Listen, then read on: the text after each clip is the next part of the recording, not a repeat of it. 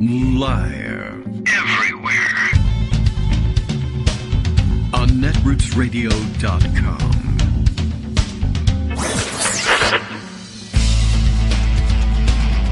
David Waldman. Kagro. In the morning. Now, here's David Waldman.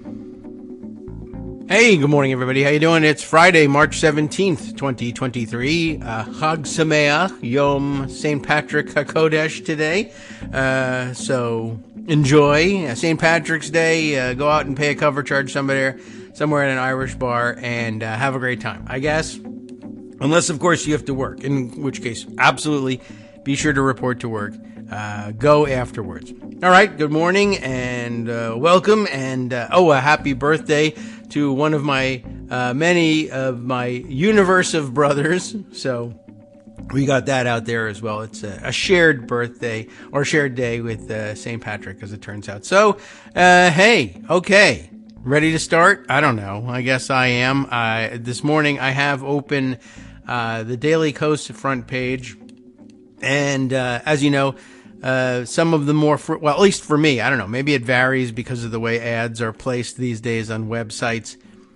You might be seeing different ads than I do if you have ads turned on at all over at Daily Coast. And, you can, of course, turn those ads off with donations to buy a membership. And I actually have always kind of been interested in to see who's advertising or who serves up ads anyway, even though very rarely does it say anything about the website itself. These days, most people just sort of sign contracts with, I don't know, Google ads or whatever. They kind of dominate the marketplace. And so what gets placed. Like, you have some control. You know, they can't put Nazi ads, I suppose, on your thing, but I don't know how long that's going to last. Maybe they can put them on. Next week, they'll be able to do that. But I'm just sort of curious at the universe of what gets advertised online occasionally. And if it's not that, I forget the name of the website that looks to be like the sort of the Chinese crazy merchandise website that usually dominates. Another of the frequent advertisers, and this is a good way to not get sponsors, is to talk garbage about the advertisers. I don't know. I'm always fascinated by this one. Thuma beds. I don't know anything about this Thuma beds business, but I found it interesting that they advertise these beds that, I got to tell you, these things look like a tech bro dude's idea of what a cool, awesome, fancy bed would be. And I have this feeling that maybe when they get married or otherwise partnered, if they are cisgender partnered, a heterosexual couple, that these days, I don't want to get into that mess, but I'm just thinking the first time they, maybe bring a woman back to see these fancy beds, these women are like, oh my God, I'm connecting with I'm hooking up with a tech bro here. They're very interesting and fancy, and I imagine that they think, I imagine they're expensive. I really don't know. But they're modular things that have, I don't know, the one that was being advertised has like, it has a storage chest at the foot of the bed, which I imagine, it's, that's not a bad idea.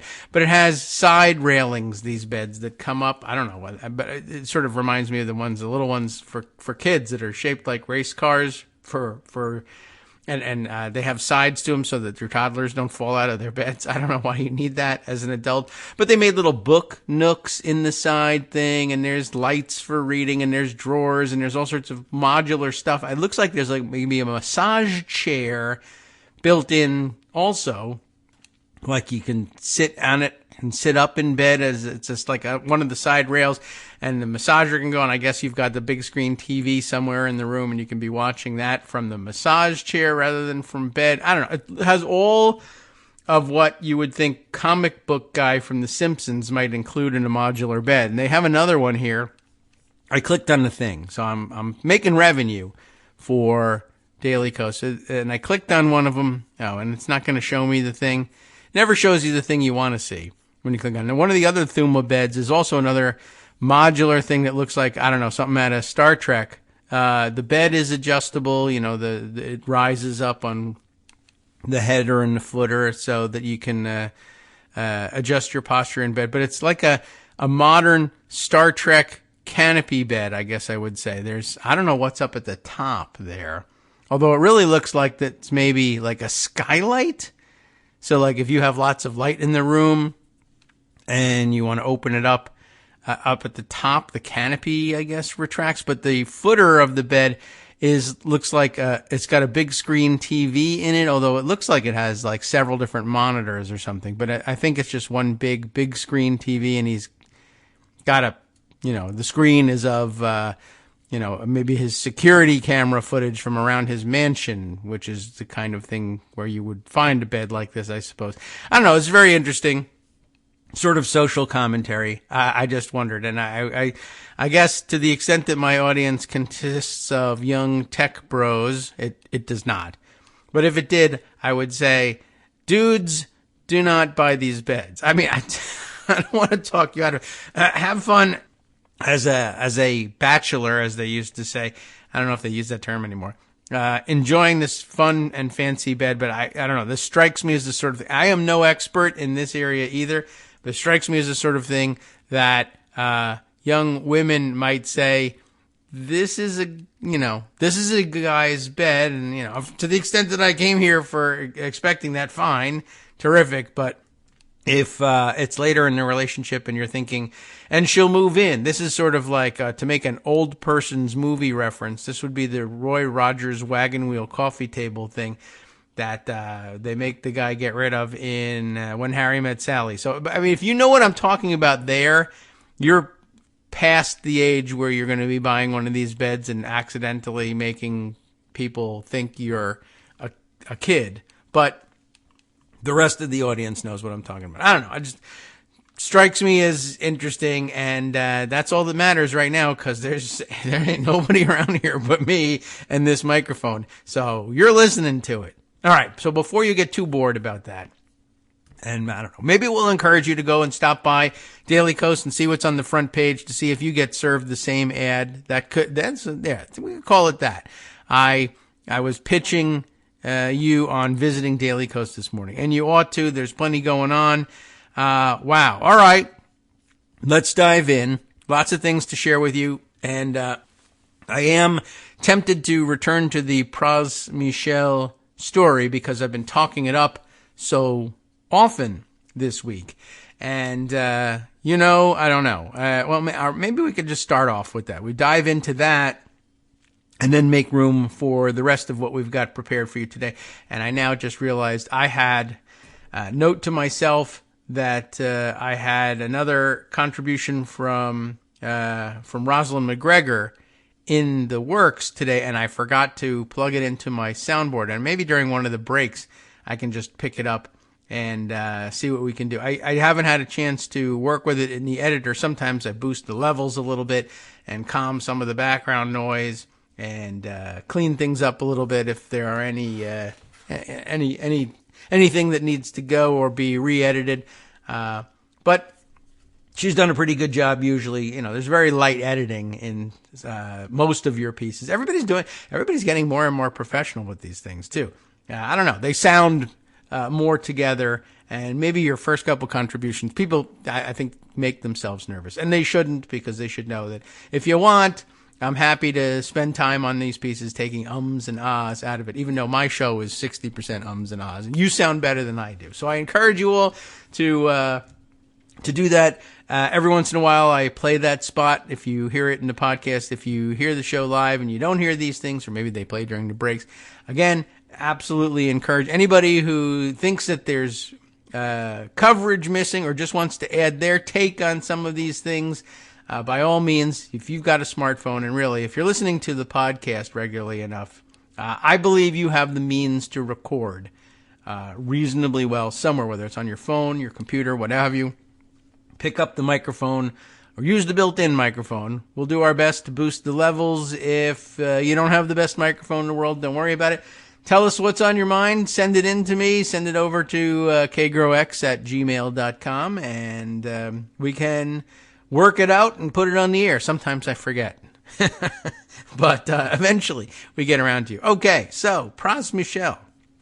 What the hell were we doing?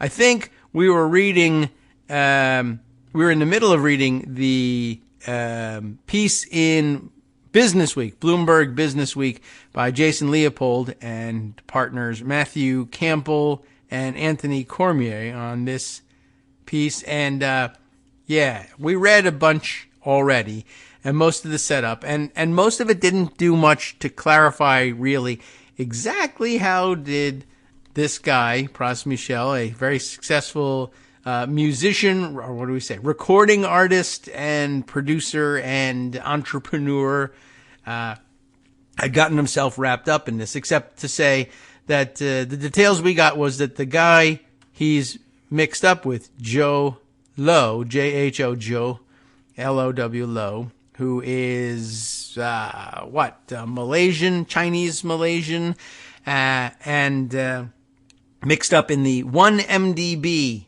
scandal. And when I say mixed up, I guess he must have been somehow in control of the investment of some of the funds, or at least their operating budget. And he was basically, the accusation is that he was defrauding the company, 1MDB, of their money and living an incredibly lavish lifestyle of star chasing, we'll say, in all this, and just looking to make celebrity and political connections of all kinds, although it's never exactly clear why he wants to do that, until the agenda emerges that he's very interested in, for one reason or another, in helping the Chinese government secure the extradition of Guo Wengui, who we read about yesterday and heard about yesterday from Greg in his roundup, which is what brings us back to trying to figure out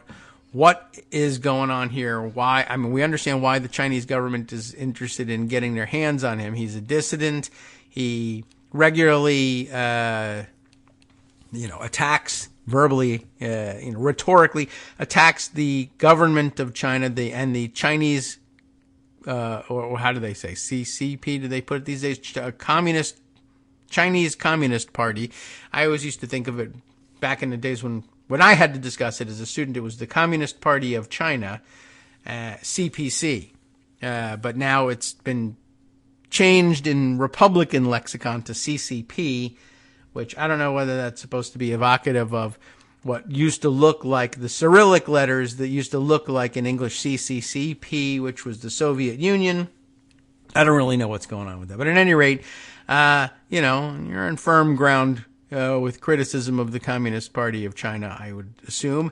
But of course, anyway, Guo Wengui, according to the fraud charges against him in the United States, that is to say, so the American position on him is that he's kind of a fraudster himself, and he makes his grift by skimming off of anti-government or anti-communist Chinese emigres in the United States and elsewhere who want to invest their money or donate their money to efforts to dislodge the Communist Party from its position of power in China for whatever reason, good or bad.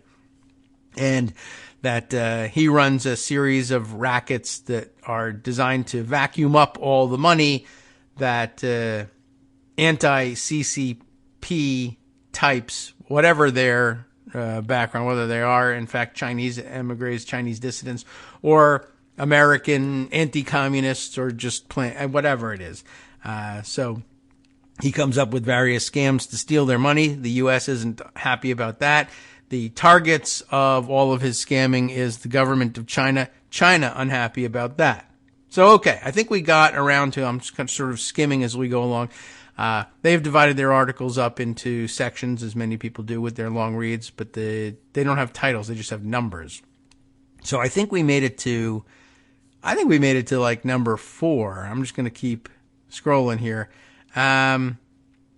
Yes, right. Okay. So we've had now the weird meeting we've gotten to the point where Jho Low has lured everybody to Bangkok, right? And Elliot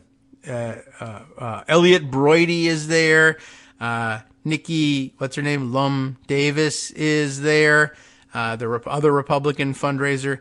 Jho Low has lured them all there, and so is Prakazrel Michel there. And we'll finish up the last paragraph of part 3 here just to set the scene. As the Bangkok meeting drew to a close, Low said that he was willing to move forward with the Americans and that information on payment would follow. He was leaving town, and Lum Davis, Broidy, and Michel returned to their rooms to book flights home. They had work to do in Washington. Remember, his goals are twofold. One, if he can, get a hold of Guo Wengui and have him sent back to China. And more importantly, the most important, the top priority for him is get the American government, and at this point this is the Trump administration, to drop the investigation into the 1MDB scandal, to the extent that it's a scandal in the United States. So get 1MDB out of trouble, which means get himself out of trouble, and get himself out of trouble, which he's in somehow, with the Chinese government by offering them Go instead. All right, so within days of the Bangkok meeting, Low started to demonstrate that he could pay.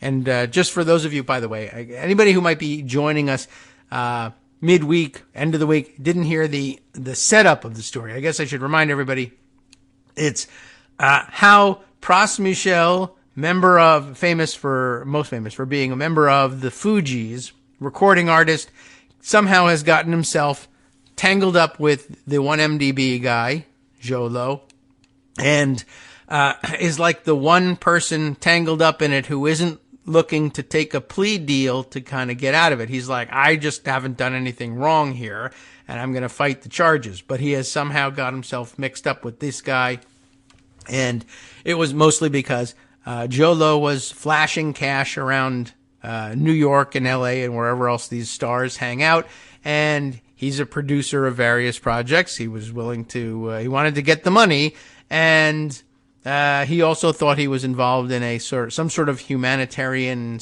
/ international, a negotiation. The Chinese had at the time been holding some Americans essentially hostage, and he was able to negotiate their freedom. A pregnant woman being held by the Chinese government who wanted to return to the United States, got her out. So he's thinking, I have juice with the Chinese, fine, I can help my friend who's helping me with financing for my projects as well. So, within days of the Bangkok meeting, Low started to demonstrate that he could pay. Remember, Broidy was concerned mostly with, can you pay? As opposed to, is this ethical or legal? Or what the hell is this? Or are you the criminal here? I don't really understand. Doesn't matter as long as you can pay. On May 8th, 2017, $2.8 million landed in an account belonging to Anicorn. Remember, that's one of the companies that Prakazrel Michel had incorporated in order to receive this money. An additional $3 million arrived less than 10 days later. The wires originated with a Hong Kong corporation called Lucky Mark Trading Company. Although it had no obvious connection to Low, U.S. prosecutors alleged that he used the company to move money. I believe we might have actually, I don't know, maybe I read this on my own. Now I think we didn't get to this part on the air. As the payments came in, Low told Michel he wanted the group to meet again, this time in Hong Kong. They agreed. Well, why would everybody just fly back to Hong Kong? Well, let's put it this way. When someone sends you a large sum of money and then wants to see you, you have to go to them. Lum Davis would later tell the FBI, and she's a big Republican fundraiser, so I guess she's kind of used to that.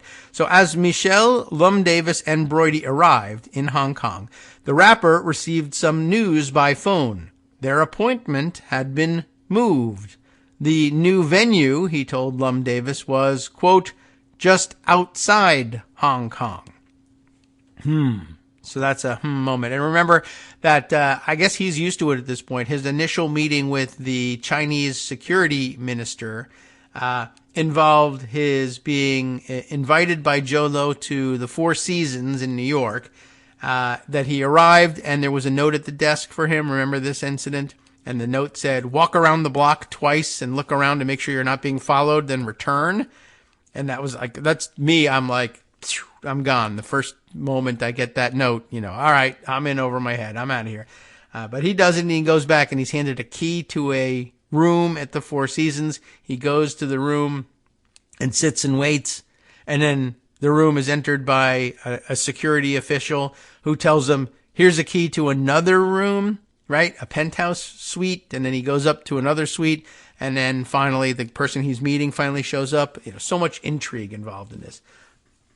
Although, some of it may be pageantry. I don't know. Anyway, but if you're summoned to a meeting in Bangkok and you've already gone there, I guess if you're summoned to another meeting in Hong Kong, you might as well just go. If you're a jet setter type, sure, Hong Kong. Now, when you get to Hong Kong and they say the meeting's been moved. Okay, that happens sometimes. Where's it been moved to?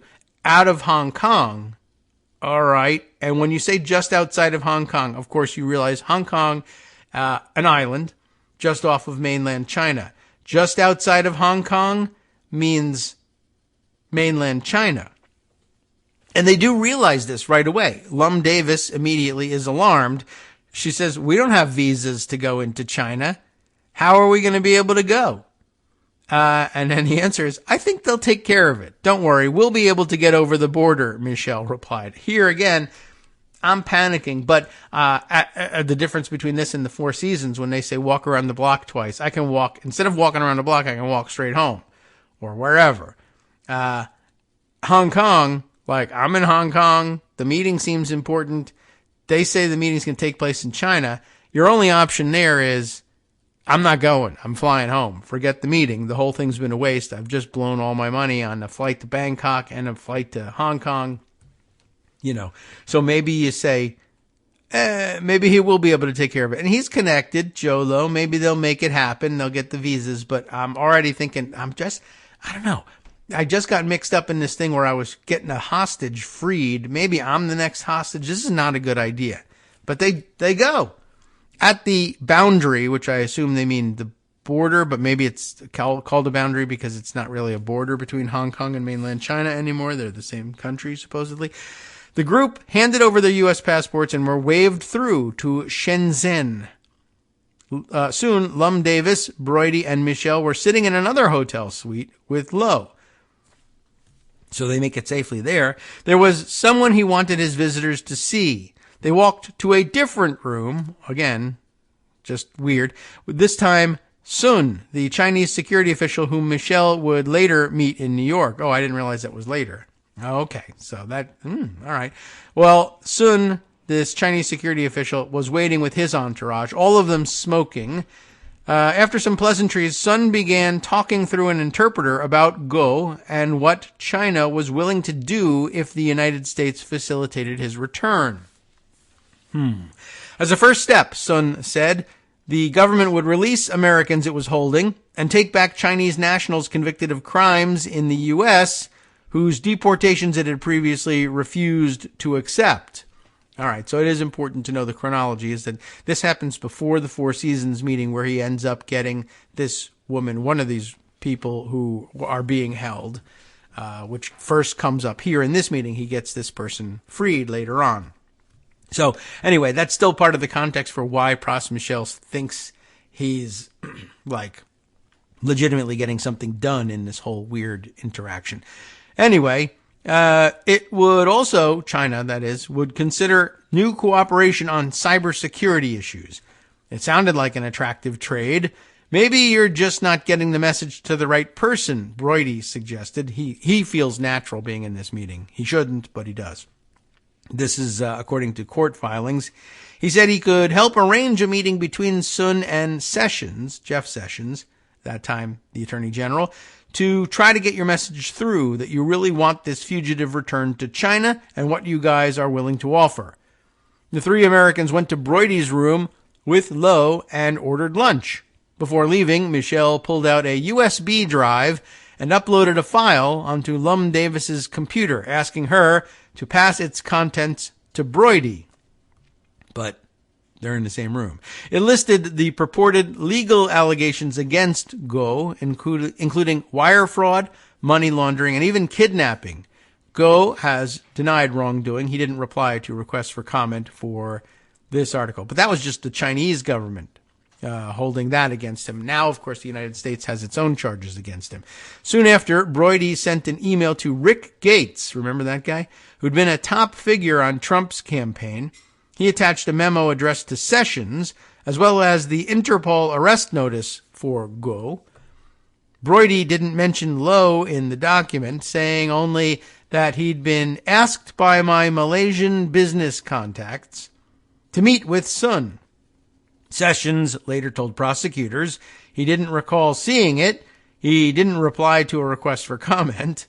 So again, he's sort of dodging that thing. I didn't see it. I didn't see the tweet. After listing steps the Chinese official had offered to take to, quote, improve law enforcement relations, Brody got to the ask. The one request China will make is that Chinese national Guo Wengui be deported or extradited so he can be charged with these violations and go through regular criminal proceedings. And that's the end of Section 4. On to Section 5 as we approach our break, getting the music all queued up here. Less than a week after the Shenzhen discussions, Sun was in Washington trying to secure an agreement from Sessions that Guo would be removed.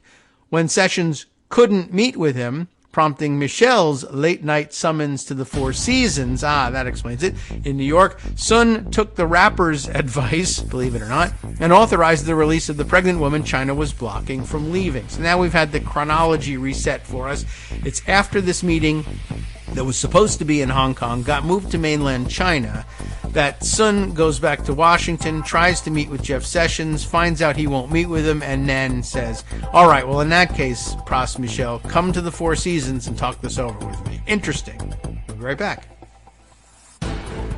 Hi, everybody. It's me, David Waldman. Yes, the same guy who interrupts you all the time. Interrupting you one more time just to tell you again, another reminder that your contributions are what keep this show on the air, and Patreon.com, Patreon.com, is still among the easiest ways to make the sustaining subscription donations that keep us afloat. Are you ready for the pep talk about how our Patreon campaign is still going strong and growing? Well, too bad. Yeah, the plain fact is we actually are headed in the wrong direction, and whereas we once had about 175 monthly patrons, we're now actually down below 150. Time to recruit some more. Not exactly the kind of news I wanted to share, but there it is. For those of you in a position to support the show, Patreon.com does make it easy to make those secure, recurring monthly contributions to do so. Patreon.com/KagroX gets you straight to our donation page. We've been through a lot together. The worst of the pandemic, we hope. The worst of the insurrection, we hope. So go ahead and treat yourself. You don't need an excuse. Give yourself the gift of a little something you enjoy in life. Support the show. And of course, if you happen to prefer using PayPal or even the Square Cash app, we're up and running on those options too. So thanks again, everyone, for all your support. We couldn't, or at least shouldn't, do it without you. Hope you'll be on board soon too. Thanks for all your support.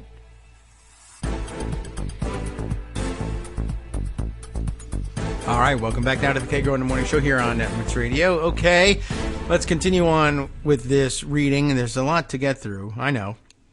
And I wish I could have crammed it all into one day here. But so we've now had the timeline reset for us, and we are reoriented in the timeline and understand a little bit better where things fit in as between the various meetings overseas and the weird meeting at the Four Seasons.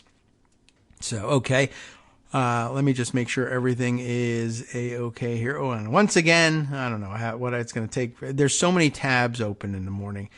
But once again, I've forgotten to check in the morning and thank John Shiflett for letting everybody know that we were on live and retweet his Mastodon announcement for us. I'm just trying to keep an eye on our other inputs here. Okay.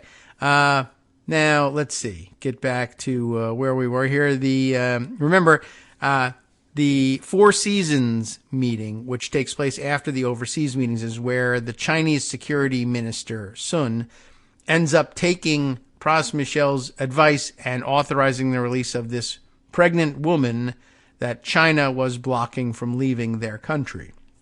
The woman's mother was a target of Operation Fox Hunt, Beijing's pressure campaign against expatriates.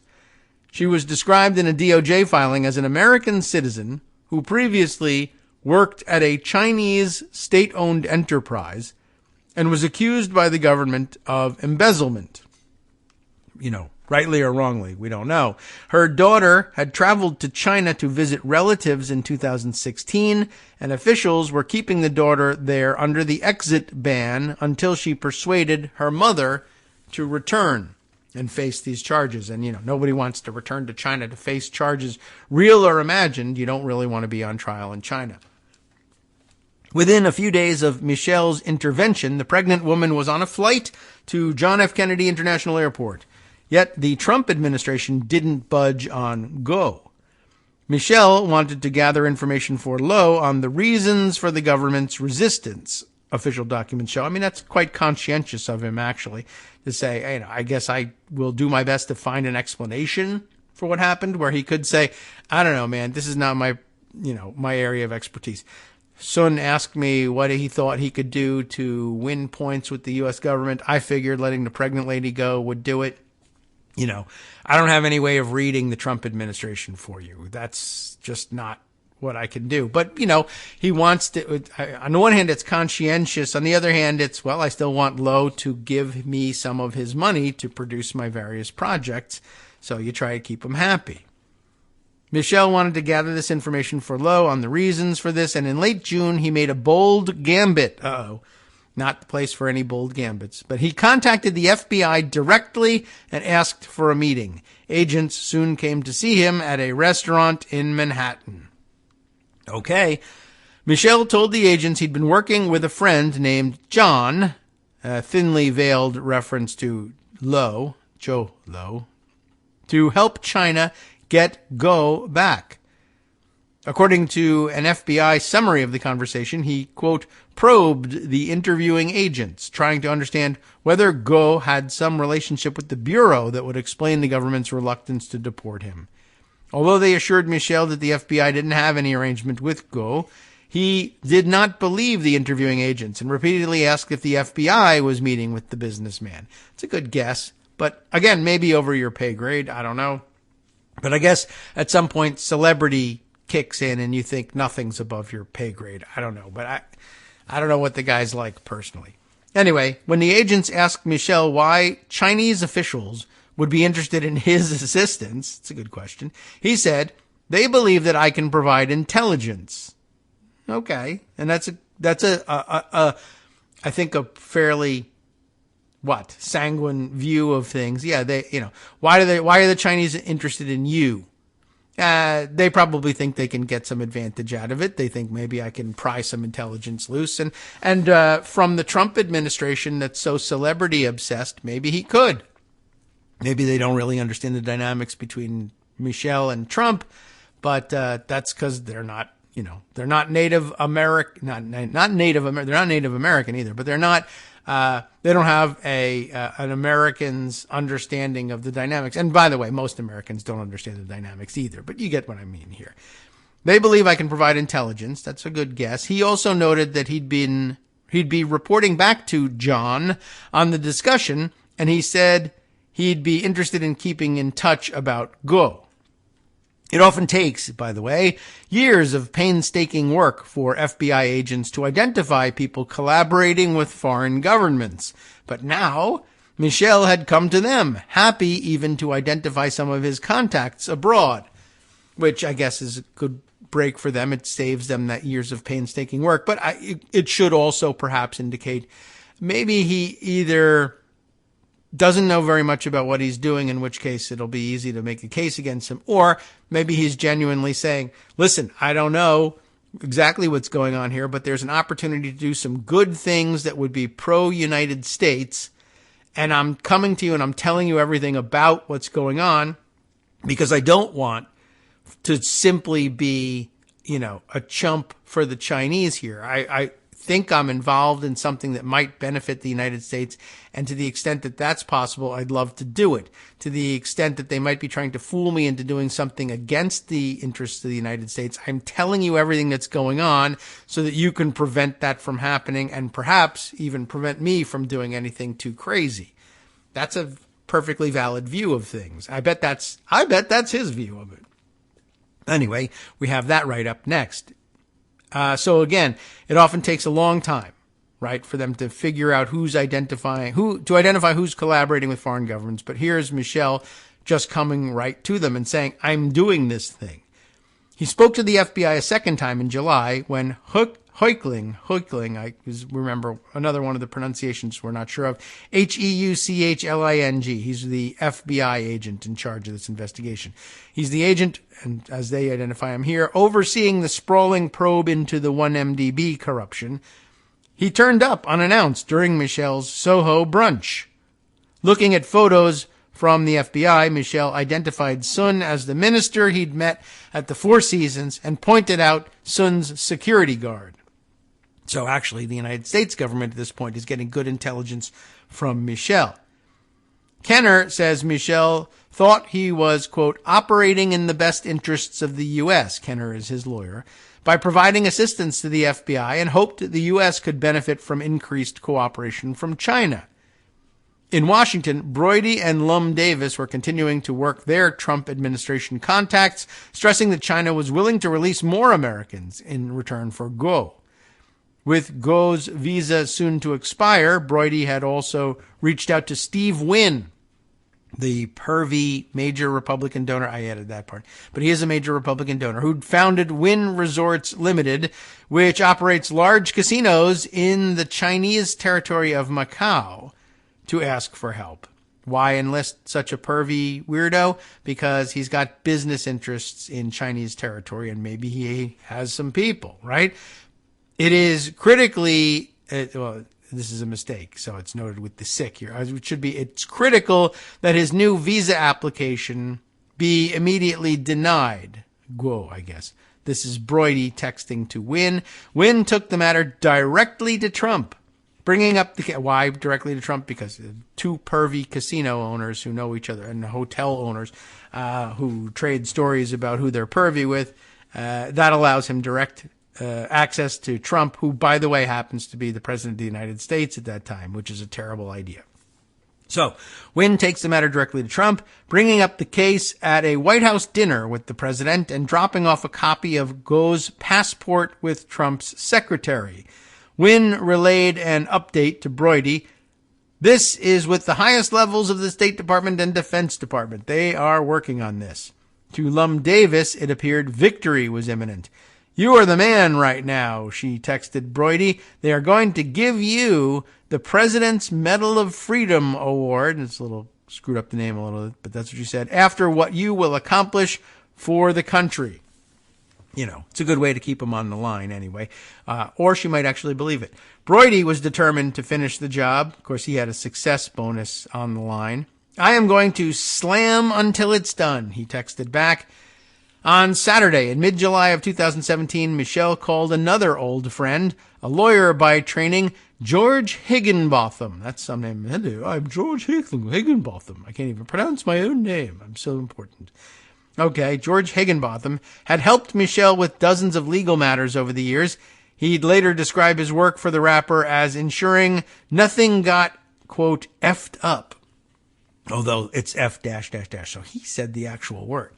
Oh my goodness. And I guess I could do that too, but I use my censoring horse when nothing got you can hear me if I actually say it. So anyway, it's useless. Even after Higginbotham took a job at the Department of Justice. So, you know, a top lawyer here, and he takes a job at the DOJ in an office responsible for liaising with members of Congress. Internal government documents show he continued doing work for Michel, including some related to Low. And you see where the lines begin to blur here. So he's in private practice of some kind. He does a bunch of work, legal work of some kind for Pras Michel, who has lots of money to spend on legal work because he's involved in things that cost money and things that make a tremendous amount of money. So he's got lawyers. This guy, though, in the middle of all this, or I don't know, maybe things quiet down in his work for Prakazrel Michel, and he says, I've been offered a job in the Justice Department for the Trump administration. I'm taking it. Then Prakazrel Michel contacts him again and says, you've done work for me in the past. I need some more help with things. He says, you're an old client and a friend or whatever. I'll do the work for you, even though I now work at the Department of Justice. But I don't know whether he knew exactly what he's going to be asked to do. You mean do some copyright stuff on your music or put together a contract for a deal for a movie or something like that? And it turns out instead it's international intrigue. And he's like, shoot, I work for the Department of Justice right now. I don't know if I should be doing this. But guess what? Money and connections to money and fame win out. And he says, how bad could it be? He's a rapper. He can't be involved in anything too crazy, right? So I'll help you out. All right. Well, internal government documents show he continued doing work for Michel, including some related to Low, which he probably shouldn't have touched, with a 20-foot pole. Higginbotham helped move Low's payments into U.S. banks and edited contracts to ensure there were no references to Low or to companies that could be traced to him, which would be shady work for a private attorney, but still within bounds. But for a Department of Justice attorney, you can see in a minute it causes problems for him. This time, Michel had an especially unusual request. He wanted Higginbotham to go to China's embassy the next day, a Sunday. That makes it even weirder. Not for the Chinese. I don't think they care. And meet with the ambassador. So he already figures out something's going on, right? Higginbotham asked why Michel couldn't go himself. George, you're an attorney, Michel responded. You're more well-spoken than I am. He'll have more respect for you. He might. That's true. But it's a more dangerous game for the Department of Justice attorney to show up, right? At the Chinese embassy. Why did you go? They're not going to know that you went to the Chinese embassy? He knows that they're going to know, but he goes.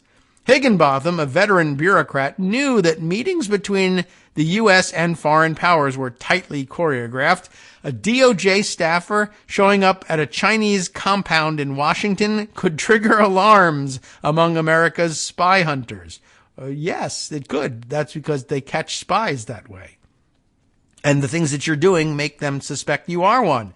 Higginbotham asked Michel if they could hold the discussion at a different venue. A restaurant, a coffee shop, anywhere but the sovereign diplomatic territory of America's main strategic rival. Michel said, nope, it has to be at the embassy. All right. Michel came to Washington to help Higginbotham prepare.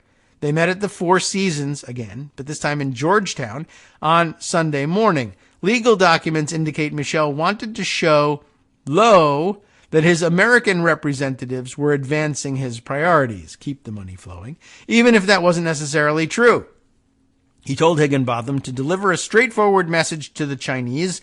The White House was working on a solution for the Guo matter, and details on the logistics of extradition would follow. It was a simple job, Michel assured Higginbotham, and I'm sure it was. I'm not sure it was. I'm sure that's how he presented it, but still, I'd be like, you just need a different person for this. I can't go to the Chinese embassy, but not Higginbotham. After all, his name is George Higginbotham, George W. Higginbotham III. I don't know what his full name is. I don't know if it matters, but I guess he just sort of believes he's one of these people that can do this and explain it to the FBI and it'll all be fine. So, that afternoon, Higginbotham walked to the Chinese embassy off Connecticut Avenue. Michel had given him a number for one of the ambassador's aides, and Higginbotham called as he approached, asking for directions to the entrance. He was escorted into a conference room decorated with pictures of Chinese leaders meeting U.S. presidents. The ambassador, how shall we attempt to pronounce this? C-U-I, Kui Tiankai. Kui Tiankai. Boy, I don't know. Entered after a short wait. I'm here on behalf of my private client, Higginbotham told Kui. He's giving the right or the best possible speech you can give at the outset, given that he's a DOJ official who has nothing to do with foreign policy. He's a congressional liaison at DOJ. And he's attempting to, if I'm being recorded or if somebody has to testify about what did I tell the Chinese, I want to be able to tell them that I said this. I am here on behalf of a private client, not the government of the United States. This has nothing to do with the Department of Justice where I work, and you already know that because you have intelligence guys. And I am here in absolutely no official capacity. That's the best thing you can say. It won't get you off the hook, but it's the best thing you can say. After Higginbotham relayed the information instructed by Michel, Cui peppered him with questions. When would the deportation happen? Who would be getting in touch to make the arrangements? But Higginbotham had nothing more to tell him. He's like the note at the front desk. I'm telling you what I can tell you. Now you got to walk twice around the block. I don't know anything more. Still, the ambassador seemed appreciative, and Michel later told Higginbotham, Low was pleased with how the meeting had gone. So good, money still flows. Higginbotham didn't know he'd triggered a diplomatic tripwire before even setting foot inside the compound. The previous night, police officials from the Chinese embassy had called their American counterparts to verify his identity. The matter soon landed with the DOJ's Office of the Inspector General, the agency's internal watchdog. Upon being summoned, Higginbotham explained that he'd gone to the embassy on Michel's instructions. But I believe he did know he had tripped a diplomatic tripwire before setting foot in the compound, and that's why he behaved the way he did. But it doesn't matter. From the DOJ Inspector General's point of view, they should have, I think they know. He should have said, I'm not going. I am turning down that deal. I cannot help you with that. But he went anyway, so now they're looking into him. Higginbotham had just become another piece in a growing set of U.S. investigations into Low's and China's activities. By now, American officials were looking into Lum Davis and Broidy, too, as the pair continued working to get the DOJ to back away from Low and dislodge Guo from the U.S. Wynn's involvement was also increasing. With Lum Davis as facilitator, he spoke by phone with Sun at least 8 times, beginning in June of 2017. All of this is probably a terrible idea, but probably all of these people thought that they could get themselves off the hook one way or another. Wynn, sure, he probably could because he knows Trump personally and he can end up getting a pardon. Broidy, I guess, same. I don't think I would have guessed that at the time, but it turns out to have been true. He got his pardon. Michel probably thought his celebrity would do it and that maybe he'd get a pardon too, but even if not, he could explain himself. He was in a position to do that, although I'm sure some part of him also thought, I'm a black guy in America. I'm never going to get away with this. But he was willing to take the risk because he thought he was doing good things. Nikki Lum Davis probably figured her connections in Republican world would help her out. George Higginbotham, I guess, same thing, but I guess he thought if he, just came clean and provided testimony to everybody that he'd be okay too. We'll see how things turn out. So, right. Wynn speaks with Lum Davis by phone at least 8 times, beginning in June of 2017. During the same period, according to legal filings and internal government documents, Wynn spoke about the Go case with U.S. officials, including White House Chief of Staff Reince Priebus and his successor, John Kelly. And that August, while yachting with Broidy and his wife off the coast of Italy, Wynn called Trump and asked about the status of Go's potential extradition. Trump replied that he'd be happy to, quote, have them, Sun and his team, come to see us at the White House to discuss the issue. Well, the second most beautiful chocolate cake you've ever seen. Okay. Trump says, come on over, right? Or he'd be happy to have them do it. And I guess this is why lobbyists love working with the Trump administration and with weirdos like Wynn and, people who can get on the phone with the president. Anybody who's rich enough, I guess, can get on the phone with that president. He loves talking on the phone with people. And they thought, they're so direct. He's, instead of putting us off and saying, I'll work on it later, he's going to make the phone call right here from the yacht. He's so impressive that he can call and have the president pick up. That is impressive, right? I mean, it's the dumbest president ever, but, it's still something. Okay, so he says he'd be happy to have Sun and his team come to the White House to discuss the issue. Lawyers for Wynn said his role was as a messenger conveying information. rather than a lobbyist. I mean, he is lobbying. They all thought it was so impressive that he could do this. That's because most lobbyists can't make that happen, but he's worth the high price, just like Brody, because he can make it happen. And people who make it happen are lobbyists, but he's trying madly to not be considered a lobbyist. I'm just a rich perv calling my fellow rich perv, and that's one way of looking at it. But I mean, this other rich perv has become president of the United States. That's the bottom line. Talking to him about stuff like this is lobbying. And he's just saying, I'm just a messenger conveying information. Like there's no expertise involved, so I can't possibly be a lobbyist. No, lots of lobbyists have no particular expertise and merely convey information. They just have suits on and convince people that they should be paid large amounts of money for conveying the information. And sometimes they should be. Like Higginbotham should have gotten paid a lot more to walk into the Chinese embassy as a DOJ official. That was ridiculous. Anyway. Most of this is about your ability to get paid for doing stuff that's like, it's not demanding and you don't need to know anything in particular. You're just conveying information. That's what lobbyists do. But if he's lobbying, then he's in violation of the Foreign Agents Registration Act, FARA, right? And then you're in trouble. It's a felony and you're in trouble with the federal government. But if you're just relaying information, then you're just a regular civilian playing the telephone game and it's okay. But it's all the same stuff. So, I guess it's close to the line and it's a question of whether you and your lawyers can convince a jury that that's just what rich pervs do. And, I'm not a lobbyist, but really most people are probably convinced if you have that much money and you're that weird and pervy, you probably are actually lobbying and you should be convicted. But sometimes, money helps you get away with things. Anyway, in October, a federal judge dismissed a DOJ suit that sought to compel Wynn to register retroactively under the Foreign Agents Registration Act. So I guess his lawyers won on that one, which requires anyone lobbying for a foreign client to notify the government. Wynn didn't respond to a request for comment, but that's what he's doing. He's lobbying for a foreign client. He should have notified the government. He didn't. His excuse was, I wasn't lobbying. I was just telling them information, which is, that's what lobbying is. I'm giving you the information that my client would really, really, really like this to happen. And, understood in that is I'll get money or power or prestige or a gift or a yacht or a car for telling you this information and making it work. There's really no difference.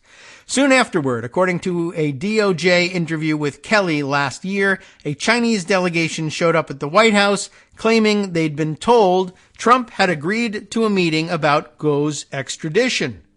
That's very exciting, I guess. Let's see. So let me see if I comprehend that. DOJ, Kelly tells DOJ that a Chinese delegation shows up at the White House at some point saying Trump had agreed to a meeting about Guo's extradition. This is the danger, of course, of having Trump have his private phone where he can answer calls from rich pervs like Steve Wynn, who says, I'm yachting with Brody. I got to show off. I got it. It's done. Trump said he'd be happy to have Sun come to the White House. But Trump is talking out his ass at that point and is just saying whatever he thinks his fellow rich perv wants to hear. Fellow rich perv tells the other perv, Brody, he's also a perv. Don't forget that. Wasn't he also having an affair at the same time same with Karen McDougal, the one who had also had an affair with Trump? Do I have that right? Or maybe it was another Playboy mom. I don't know. Anyway, there's too many of them going around. They're all talking out their ass. Trump is inviting people to the White House that he has no real ability to follow up with. But he figures I'm the president. I can get anybody I want into the White House. And to some extent, he can. So what happens here? DOJ is asking Kelly what's going on. Kelly says, yeah, all of a sudden this Chinese delegation shows up and says, we've got a meeting with the president.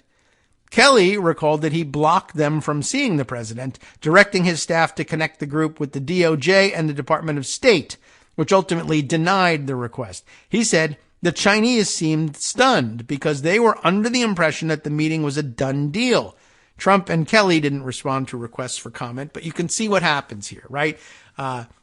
Wynn calls Trump. Trump says, sure, have them come over. So he says to Broidy, Trump says, have him come over. He'd be happy to have him.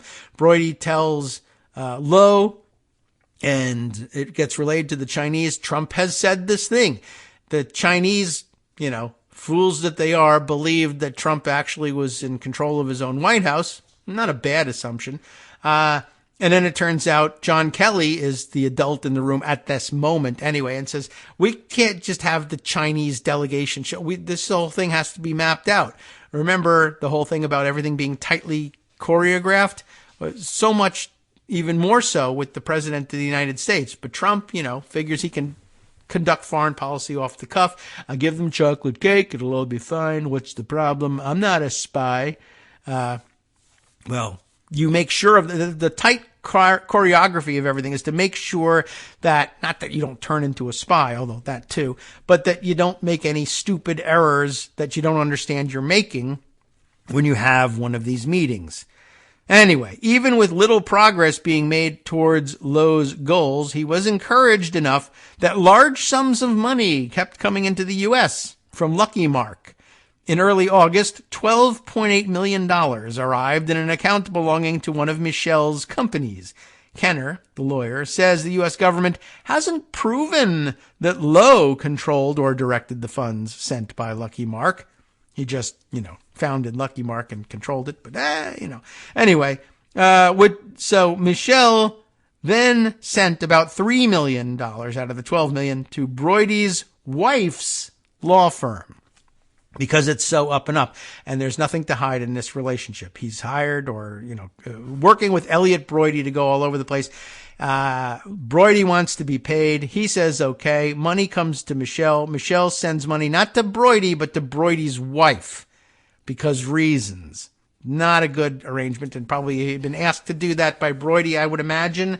And at that point, Michel should have said, no, that's not the way it works. If you look, here's $3 million. You want it? I'm putting it in your bank account. If you don't want it in your bank account, then there's something wrong with you and the way we're working together, and I should be talking to my own lawyer about it. Not, yeah, sure, I'll send it to your wife. But he did it, and he sends the money to Broidy's wife's law firm, which in turn sends $900,000 out of that $3 million to Lum Davis. He also could have sent that to her directly, but didn't.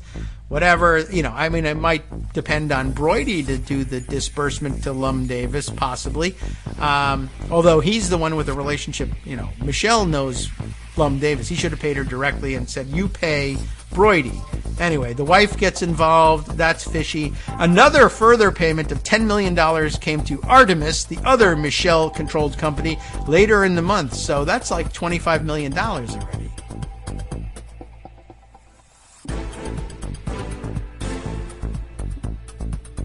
All right, welcome back now to the Kagro in the Morning Show here on Netroots Radio. I'm going to continue. I'm going to ruin your day with more discussion of the Guo Wengui situation. I imagine it's about to explode, so it's important to know this, I think. And the other alternative is to tell you about, I don't know, a million other developments. Or we could talk about the basketball situation, which is terrible. Anyway, I'm going to continue on with this. By the way, at this point, I note for the record, if you don't take a look at this yourself, this article then is illustrated by a photo of Trump meeting with Steve Wynn in Las Vegas in 2019. And this is such I feel like I need to take a shower after this, looking at this picture. It's Trump and Wynn, and I guess you learn who, I guess, wears the pants in that relationship. It shouldn't surprise you. Wynn is a considerably more, I think, successful businessman than Trump ever was. But he's the meeting of these two egos, but it's just Wynn has all the power moves down. Like Trump thinks he's got that, the hand crusher handshake where you squeeze the hand before the other person's hand is fully in your hand so that you get them too early and you can crush their hand and then you pull them in close. And Wynn's doing that to Trump. It's really amazing. So he's doing the hand crusher, even though he's not Trump's taller. But Wynn is doing the pull him in move. He's got the other hand so his left hand on Trump's elbow, and he's pulled him in close and doing the whisper in his ear thing and wearing his sunglasses while he's doing it too. The Secret Service must not really love it when people manhandle the president that way and grab him and pull him in. But I guess they got used to it with Trump. But yeah, I think Wynn getting the upper hand in that one, and Trump doing his best, it looks like, to kind of sort of squirm away and get his arm out of there, as best as you can tell from a still photo anyway. I don't know. You should examine it and take a look for yourself. Anyway, back to the story. George, we're talking to Higginbotham now. George, the agent asked, "You're a smart guy, right?" "Yeah. Help me understand why you're in the middle of all this. Why do they need you?" He's really getting himself in trouble, right? It was January 3rd, 2018, and Higginbotham was seated in a DOJ meeting room across from Harry Lidsky, a senior special agent from the Inspector General's office with responsibility for investigating insider threats, and one of his colleagues. This is where you've been called on the carpet at DOJ for doing the wrong thing with respect to the request to take a meeting at the Chinese embassy. George, you're a smart guy. Tell me why you're in the middle of this. This is DOJ Washington code for, I mean, you're a spy, right? We've caught you red-handed, right? Give me a story that means you're not spying that will hold up when I take it to my superiors. And understand, there's not that many layers between me and the Attorney General at this point. You gotta tell me a story to get you off the hook. Internal DOJ and FBI messages and memos reveal that Michel, I've skipped a little part here, just to give you a better sense of the scene here, right? He's been called on the carpet, but Lidsky, Harry Lidsky, the senior agent, has made a point at this point of telling Higginbotham the door to the conference room was unlocked. He was free to leave if he wanted. You're not yet under arrest, but I mean, the fact that we have to remind you that you're not currently under arrest should serve as a signal that you really maybe should be or could be. We're this close to deciding that all the circumstantial evidence involved here means we just have to stop trusting you and label you a spy. You've been making unauthorized trips to the Chinese embassy, meeting with the security minister for no good reason. Tell me something. Internal DOJ and FBI messages and memos reveal that Michel had by now become a key target of their investigation into Low. FBI agents, and why not, right? Now Low, who stole all this money from 1MDB and is probably about to be indicted on these charges, has hired a team of lobbyists and paid them $25 million through this entertainer. It seems weird, so they want to know what's going on. FBI agents considered him the current best opportunity to get a cooperating witness, and were seeking ways of getting leverage on Michel for the 1MDB investigation. Higginbotham, who was a DOJ employee and thus in Lidsky's jurisdiction, was a smaller fish, but he had played a role in getting money from Asia into Michel's accounts. And that too probably should have been a trigger for him. Why am I arranging for, legally checking all the angles on a weird transaction being spent by a guy who's under investigation for stealing from a sovereign wealth fund of Malaysia and cleaning up the money so that it can make it into the United States and land in the account of, entertainer Pras Michel? Why am I doing this? Why is Pras Michel involved? Why am I agreeing to do this work? I used to work for him as a private lawyer. I'm at DOJ now. I can't be doing this. At the time of the interview in January, Higginbotham and Lidsky had spoken on several occasions, with Higginbotham insisting he'd done nothing he'd done for Michel amounted to espionage or improper involvement in national security issues. If you're making that excuse, that's one of those if you're explaining you're losing situations, I think. He said it was all just business, with Michel helping Low for a financial motive, which, doesn't really eliminate the espionage part of this, by the way. Almost all espionage happens for a financial motive. Lidsky began his questions focusing on the payments from Lucky Mark and an additional $41 million sent from a different Hong Kong company. Higginbotham had helped facilitate the transfers on Michel's behalf, even that 41 mil, I guess, going as far as meeting with Low in Macau to discuss how best to move money into the U.S. You can't be doing that as a Department of Justice employee. Just freelancing. Well, I knew Michel from a long time ago. Yeah, but you're conflicted now. You're a DOJ employee. You can't take that work. All right. Well, let me just do a few things and then I'll get out of it. Like fly to Macau and meet with a, fugitive, espionage / fraud, international fraud, suspect to discuss how he might be able to transfer his money back into the U.S., which we would ordinarily arrest him for doing. Can't do it. Weeks later, he told inquiring executives at Michel's bank that Lucky Mark was a souvenir manufacturer that had hired Michel for a, quote, complex civil litigation matter too sensitive to discuss. He made no mention of Low. You've had discussions with an individual by the name of Jho Low overseas in Southeast Asia, Lidsky said. Is that correct?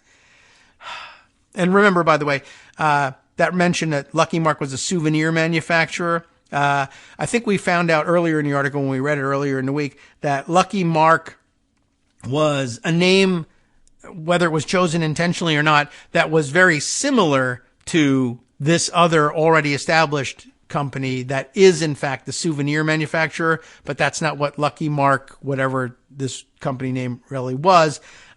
It was just very similar, and investigators believed that the name was chosen. I think we read that earlier. Maybe not. Maybe I read this in my own skimming of the article. But if so, then it'll come up in a minute. But investigators weren't sure whether they had intentionally chosen this in order to be able to confuse the two. But here is Higginbotham telling bank officials who are questioning, hey, what's up with the, now 40, and it's 41, so the other 23 million dollars. We're talking about 60, 70 million dollars being transferred from Hong Kong from weird companies to Pras Michel. We're a bank. We're worried about what this might imply or what might be involved here. Call in his lawyer, and lawyer says, no. It's the company, they're a souvenir manufacturer, and they hired Michel for, I don't know, it's a complicated thing. And they just took that. It's complicated. Tell me a little bit about it. I deal in complicated things all the time. You're a lawyer. I'm a banker. We deal in complex stuff. What's going on here? Too complicated. And I guess for banks, they're like, well, I don't know. We're going to make a lot of money off of this. So fine. That's enough. It's complicated. I'll write that down.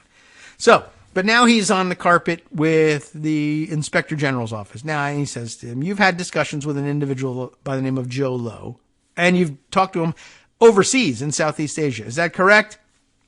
The answer, I have had discussions with him, yes. And those discussions have included transferring money? Yes. Higginbotham told Lidsky he'd said Lucky Mark made souvenirs based on a description he found online. Lidsky replied that was wrong. Lucky Mark's name, okay, maybe I read this earlier. Lucky Mark's name was similar to a real souvenir manufacturer's, but the government had concluded that the two entities were unconnected. Lidsky said to Higginbotham that this was a common Low tactic intended to create confusion about where funds originated. Okay. And at that point, what happens in George Higginbotham's head? Yeah. All of a sudden he realizes what's going on, and Lidsky says, George, there's a problem here. This is a great movie scene. We have a bank fraud issue. We have false statements. And guess what? One of them is yours, I would add in this, but that's not in the quote. We have a bank fraud issue. We have false statements. The Lucky Mark sending money to Michel was started last year. They don't sell souvenirs, right? They don't sell anything. They don't make anything. They don't have services. They don't do S word here. They don't do crap. They're a shell company for money laundering. Okay, Higginbotham replied. And don't say, yeah, you're right. Don't say, no, I disagree. Just take it all in for right now. Lidsky is just telling him, the sword of Damocles dangles over your head here. You're a good guy at heart, so we've got to work to get you out of this. Now, he might be favoring Higginbotham here and saying, because you're, a colleague, we can let you off the hook, but more likely I think he's doing the good cop thing. I don't know who the bad cop ends up being in all this. You're a good guy at heart. We got to work to get you out of it. Just tell us everything that happened. And maybe here they say, all right, we don't really need to prosecute Higginbotham if he can give us leverage on, say, Michel, right? Continuing to squeeze Higginbotham, Lidsky laid out his case. And it's a good one. You're creating paperwork and doctoring up contracts that facilitate money from this guy's company, which whether you knew before, you certainly know now, is a shell, he said. In a matter of weeks, millions of dollars start flowing to Broidy, to Lum Davis, to Michel. So the question becomes, right? What did you get? Just tell me. Make things better for yourself. $170, he says. That'd be $170,000. That's what he got on this. Peanuts in the grand scheme of things, says Lidsky. And again, he's trying to say, we can make things better for you. I understand it's, you're a small fish in this, but we're going to need you to, testify. Peanuts in the grand scheme of things. Lidsky continued, you have a huge opportunity to make your position a lot better. I like the way Lidsky works. This is good. You got a huge opportunity, George, to make your position a lot better. But you can also make it worse. Days later, Lidsky and Heukling met with Michel in Los Angeles. After the agents asked Michel about the money he'd been receiving from Asia, according to Heukling's written summary of the interview, Michel said the funds came from a Thai businessman who was investing in his entertainment projects. He held that Low had, quote, nothing to do with his financial arrangements. Oh. When the agents asked Michel to account for Higginbotham's visit to the Chinese embassy, he had an explanation ready, Heukling wrote. Michel said he'd been working to promote Chinese investment in Haiti. Remember, he's of Haitian descent, and had asked Higginbotham to update China's ambassador in his stead. I mean, that's a better story than trying to get Guo extradited or whatever else that he was really doing, but it still doesn't get you off the hook, and it doesn't get Higginbotham off the hook either. Why doesn't George Higginbotham just say no to all this? The agents didn't buy it anyway. When they told Michel they were aware he'd been doing business with Low, his story changed, according to Heukling's summary. I still don't know how to pronounce that guy's name. He acknowledged working with Low since early the previous year. Kenner, Michel's lawyer, disputes Heukling's summary and says Michel didn't change his account. Still, Michel didn't believe he'd done anything wrong. Heukling wrote that Michel wanted the interviewing agents to understand that because of his celebrity status and his connections, he travels all over the world and meets with all sorts of people. And that's probably true. But that's what makes you a target for this kind of operation from the Chinese or anybody else. I mean, you probably think you're doing nothing wrong, but you are doing something suspect, and you just don't really realize it. But that's why they use people like that. The FBI tried to convince Michel that it was in his best interest to cooperate with its 1MDB investigation. Later in January, Heukling sent a text to his supervisor. If Pross comes around, and he's not there yet, he's going to realize he has a lot of time to work off. Federal prosecutors in Washington were laying the groundwork to charge him with acting as an unregistered agent of a foreign government, a FARA violation, right? An offense that carries a prison sentence of as much as 10 years, which should, be being held over the head of Elliot Broidy, but for the fact that he got pardoned. I don't know if he got pardoned for this, though. Elliot Broidy, Nikki Lum Davis, Pras Michel, and probably also Steve Wynn as well, who will also, probably maybe he even did get a pardon. I don't know if Steve Wynn ended up on the pardon list or not. Anyway, he also faced potential charges for election law violations related to Low's alleged political donations. According to people familiar with the matter, the government wanted Michel to plead guilty to a felony forfeit the bulk of his wealth, and agree to assist with other prosecutions to avoid a broader indictment. And here probably is where it would trigger in Michel's head, like, oh yeah, I'm the black guy in the middle of all this. I'll get the prison sentence and forfeiture of all my wealth, whereas Elliot Broidy and Steve Wynn likely will not. I probably shouldn't have walked into this. Michel decided, though, to reject the plea for a number of reasons, Kenner says. One of the most significant is that it would make him a felon by admitting to willful acts that he didn't believe were true. He still thought he was, just being a good guy, but also, seeking money for financing his various projects. In late February, Heukling wrote another colleague to say that Michel's then attorney pretty much told us he's not coming back in. Dang, the colleague replied. He knows what's coming, right? So I'm not sure exactly how to read that. Is that like, he knows what's coming, right?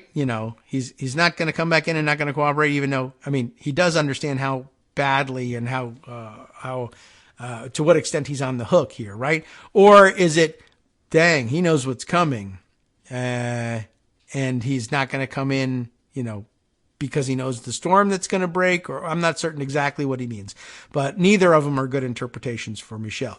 All right, next section here, and I think it's the last one of this article. Michel's trial is set to begin on March 27th in Washington. So that's 10 days from now. That's why I want to get this stuff on the record. That plus, and maybe it helps explain the, finally the move to arrest Guo in all of this as well. Even though they're working at cross purposes, maybe that the DOJ is ready to tie up loose ends on both sides of this investigation.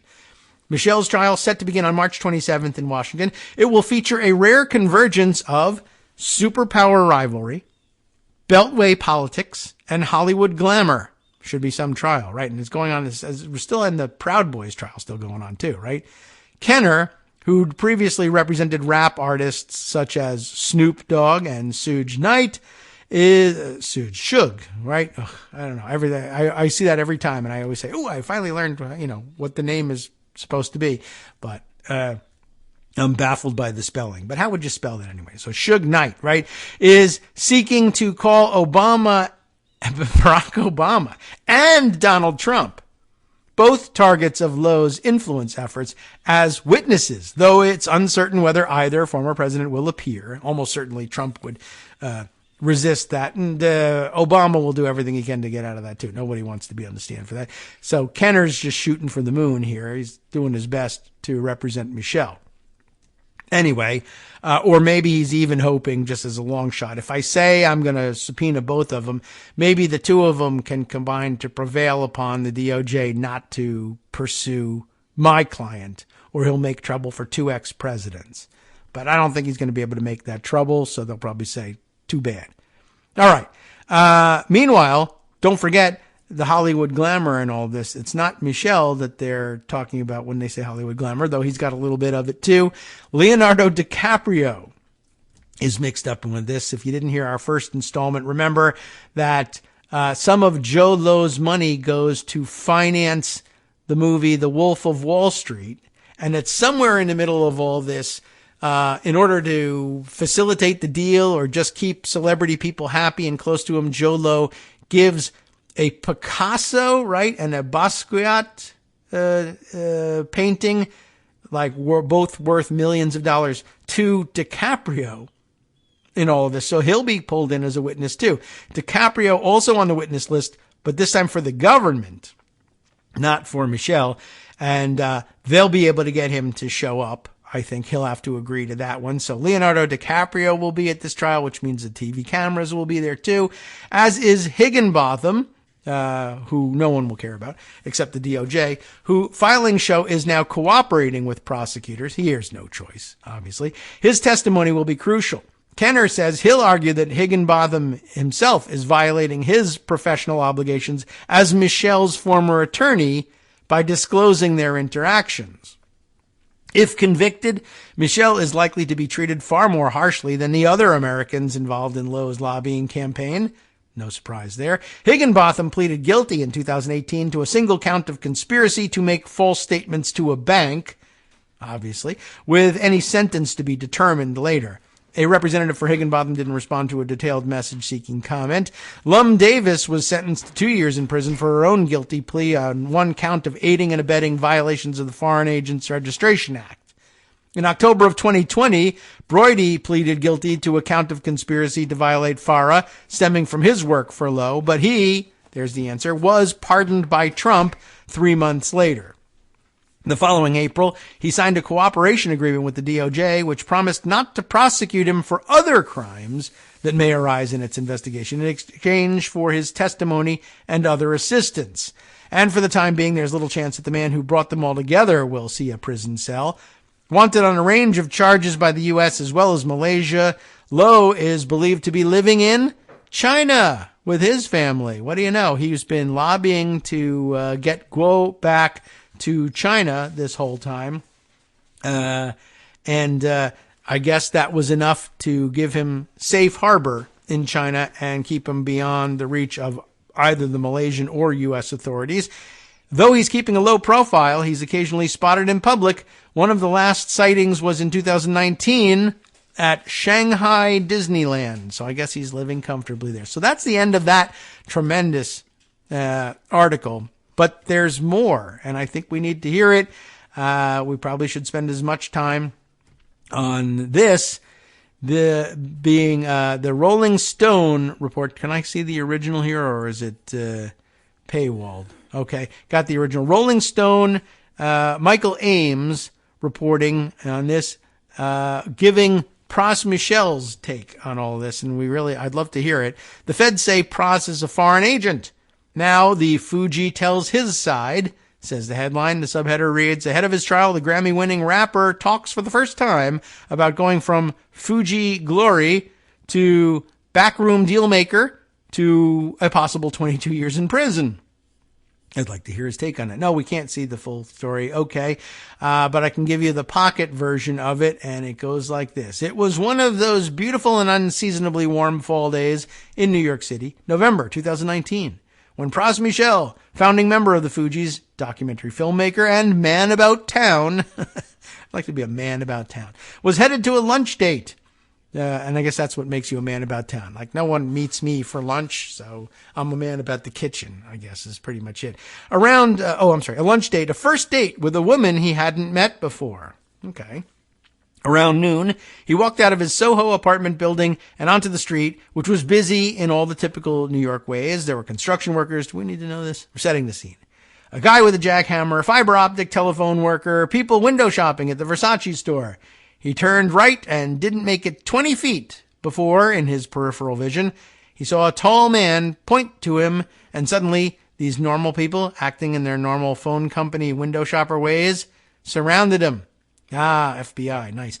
Out of a parked car on the other side of the street emerged a man in a gray suit. And at that point, you're like, you can't really just be getting $75 million from Chinese overseas territories through shell companies and meeting with all these people and flying to Hong Kong and flying to this one and that one and not expect one day that this is going to happen.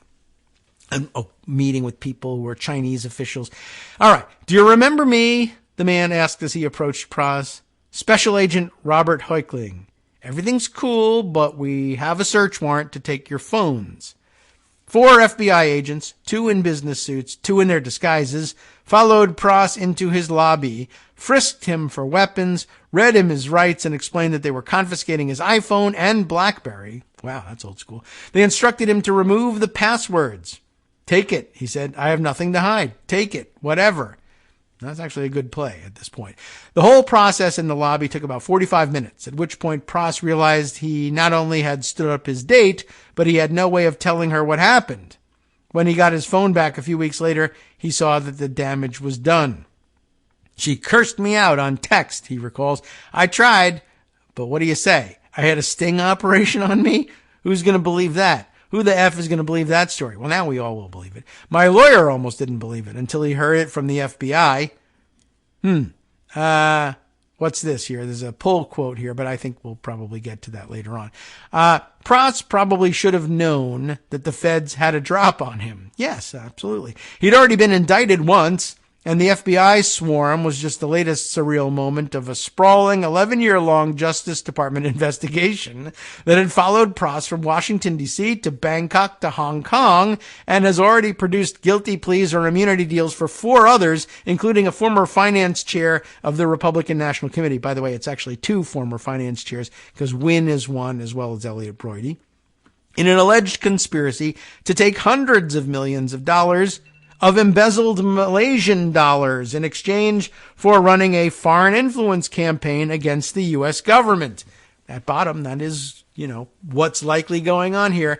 He just thought he was doing something else. Well, too bad. Later, Pross thought about the missed signals on that warm fall day.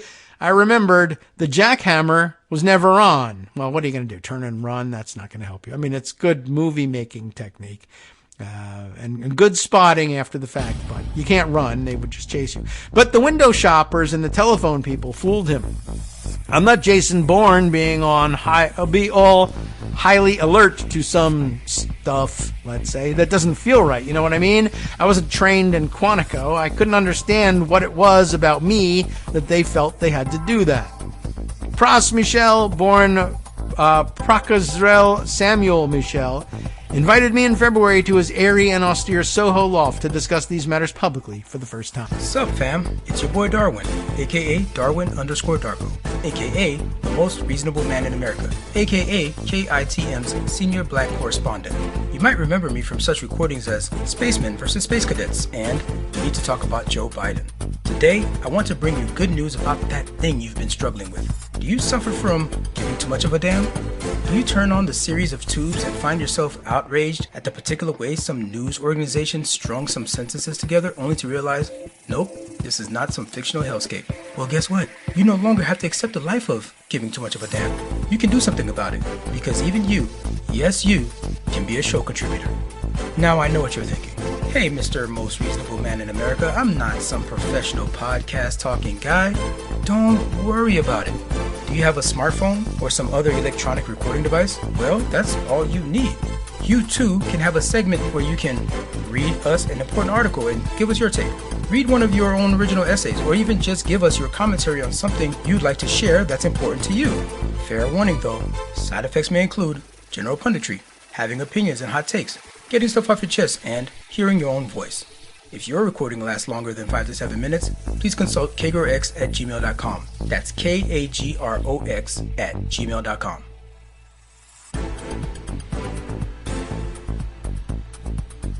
All right, welcome back now to the Kagro in the Morning Show here on Netroots Radio. We got a little stuff going on in the background, but ignore all of that. Don't pay any attention to the people behind the curtain. We're going to talk right through it. And I know this is strange. It's going to make it hell for Scott to do the summary of today's show because there's like 2 articles. But I'm fascinated by this. By extension, you are too. You're stuck here with me. And I do think this will become news, and you'll know all the background. When the trial starts, you'll know what's going on. Everybody else will be like, what? If a rapper is on trial, they'll think it's for something completely different. And, but I'm fascinated to hear more of the story. I'd love to hear his side. I can only do that if I continue on, but I just have to, as by the way of commentary, I mean, I think this whole thing comes down to, he thought he was getting money from a, star effer, essentially, who was just fascinated by celebrity and was going to give him millions and millions of dollars to finance his projects. Oh, but by the way, I'm also a good guy. That's why I'm giving you this money. I'm such a good guy. I just need a favor or two on some other things. Could you help me out with all of that? And, he says he didn't have the situational awareness to spot that there was an FBI sting going on. And I can understand that. I mean, he's right. He's not trained in this sort of stuff. You might have, after the fact, you'd say, oh yeah, just like in the movies, they do that stuff.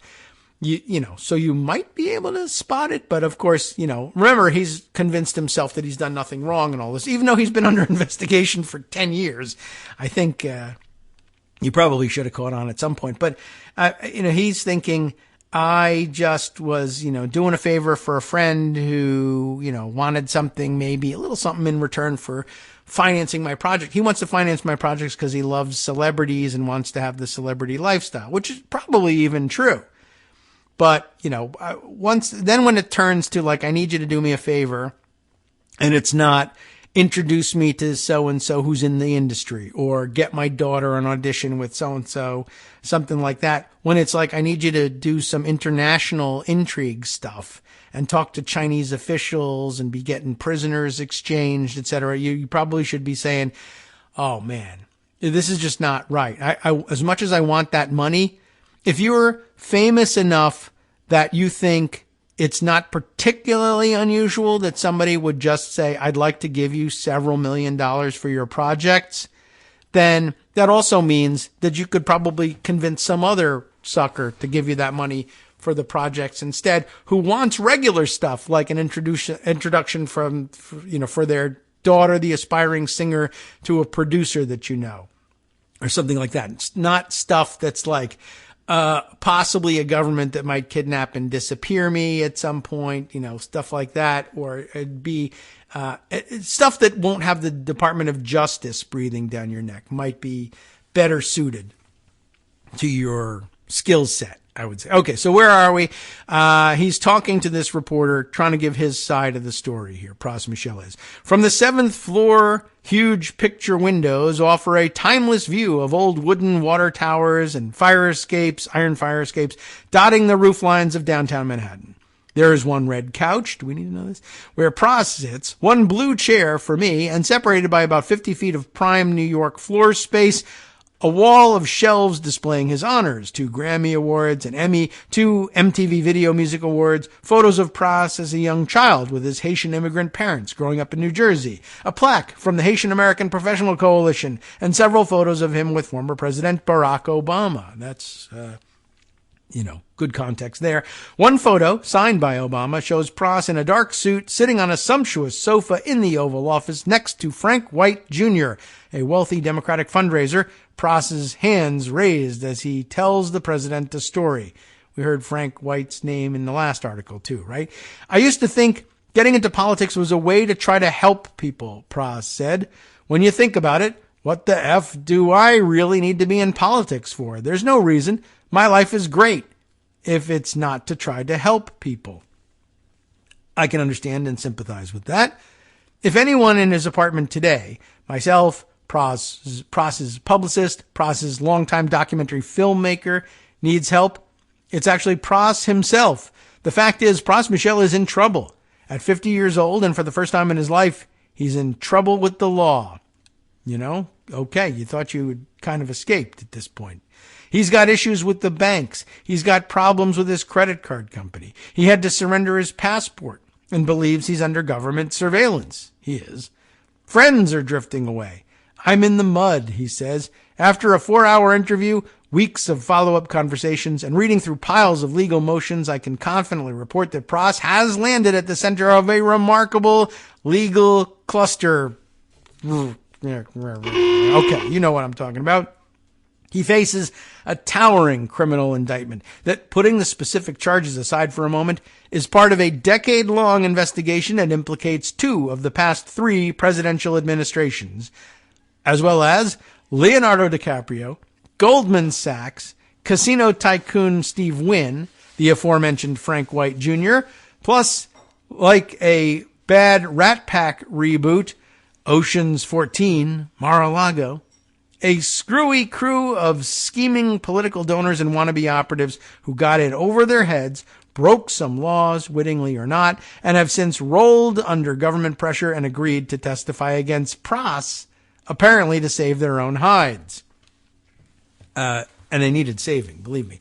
Pras's troubles began in November of 2018, when the government, through the constitutionally debatable authority known as civil asset forfeiture, seized about $74 million from him that was held in 4 separate bank accounts. And by the way, a lot of that would have been uninsured by the FDIC if those banks had collapsed in the meantime. But anyway, these included a trust account held by his then lawyer, who was moonlighting for Pras, advising him on these schemes involving the Department of Justice while, get this, you know about this already, simultaneously working a day job at the Department of Justice. The water came to a full boil on May of 2019. in May 2019 with the first indictment on 4 criminal counts for illegal contributions to the 2012 Obama re-election campaign. The government offered Pras a deal. If he pleaded guilty, they would return a small fraction of the total seized, and his problems would go away. He refused the offer. He didn't believe he'd done anything wrong. 2 years later, in what his defense team argues was a clear act of governmental and prosecutorial misconduct, the government slammed Pras with a superseding indictment that added 8 more criminal charges, including bank fraud, concealment of material facts, witness tampering, violation of the Foreign Agents Registration Act, and working as an unregistered agent of the People's Republic of China. I know it does, well, his lawyers say it's prosecutorial misconduct. Others would say, well, you know, we approached everybody else involved in this scheme, and they all folded. Why did they fold? Because they knew, remember that comment, we weren't sure how to read it? Damn, he knows what's coming, right? I guess he didn't. But the others knew that if they didn't agree, those charges would all be brought against them. They agreed to plead guilty to lesser charges to avoid this mountain of indictments. And Pras either didn't know that they could do that to him, didn't believe they could do that to him, or, you know, it's possible, was just standing on principle. Look, I'm not going to cop a plea to something I didn't feel like I did. But you're going to have a difficult time with a jury convincing them that, yeah, normal people would be like, sure, an Asian businessman might be interested in giving me $75 million because I'm awesome. Like, I wouldn't believe that about myself. You know, you probably wouldn't believe that about yourself, but you should just have confidence in yourself, really, honestly. But in Pras Michel's world, that was maybe the kind of thing that could happen, because look at where his life had brought him up to that point. You know, maybe it's true. But, you know, the problem is that the members of the jury are going to be like, no, people don't just give you $75 million. It's not true. Although some of them might say, you know, might be celebrity fans and say, yeah, you know, in that world, that kind of happened. I mean, remember, earlier in the retelling of the first story, this guy, Jho Low, is hanging out somewhere. I don't know how he ends up meeting her, but he comes across Kim Kardashian. And in the course of their dealings, whatever they might have been, he gives her $305,000 and she goes and buys a Ferrari with it or something, which, you know, there's good reason to criticize her for it, maybe, but maybe, I really don't know the circumstances, how it happened. But in celebrity world, that stuff happens. They just had the Oscars. My favorite hobby horse about the Oscars is that you know, as a famous celebrity who's already, you know, generally speaking, pretty rich in order to be the kind of person that would get invited to go to the Oscars, when you go, they give you the gift bag, and the gift bag is worth more than most people make in a year. And it's just garbage. I mean, it's good stuff, but it's just, we gave it to you because we want you to be seen using it. And it's it's a whole promotional scheme. It makes a certain amount of sense, except for the fact that you got to get over the fact that we just gave the richest people in America a bunch of free stuff that, you know, why didn't we give, I think it was someone mentioned like $127,000 value on the stuff. If you could convert that into cash and give out $127,000 and, you know, think of what you could do with it, et cetera, et cetera. But, you know, so that just goes to show that maybe in Pras Michel's mind, he's like, I don't know, $75 million. People give it to you all the time. Kim Kardashian, richer than hell, way richer than me. This guy basically gave her a Ferrari for nothing. So maybe he would give me $75 million. I'm doing something. So anyway, complex as the case may sound, all of it traces back to Pras's relationship with one man, a 41-year-old Malaysian who graduated from the Wharton School of Business, where that fake-ass moron Trump graduated from, by the way, in 2005, and promptly executed one of the biggest embezzlement schemes in the history of money. That's pretty good. I like the line. By the time he was done, you like that too. Low Tech Jho, a.k.a. Jho Low, a.k.a. the Asian Great Gatsby, I don't know who calls him that, had siphoned more than $4.5 billion from the Malaysian sovereign wealth fund known as 1MDB. They now call it zero MDB because he siphoned all the money out of it. $4.5 million, by the way, probably not even, well, I guess it was noticed, but he must have had some reason to believe that there was a chance they wouldn't catch him stealing $4.5 billion.